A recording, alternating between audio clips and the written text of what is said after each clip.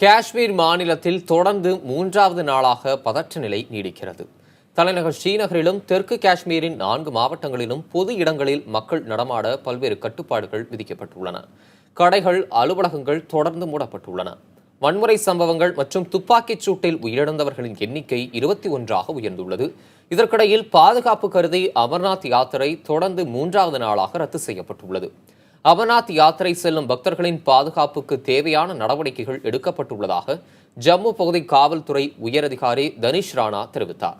பக்தர்கள் பாதுகாப்பு குறித்து செல்போன்கள் மூலம் வதந்திகளை பரப்புவோர் மீது கடும் நடவடிக்கை எடுக்கப்படும் என்றும் அவர் எச்சரித்தார். காஷ்மீரில் பயங்கரவாதி புர்ஹான் வானி கொல்லப்பட்டதன் எதிரொலியாக பிரிவினைவாத ஆதரவாளர்கள் வன்முறையில் ஈடுபட்டுள்ளனர்.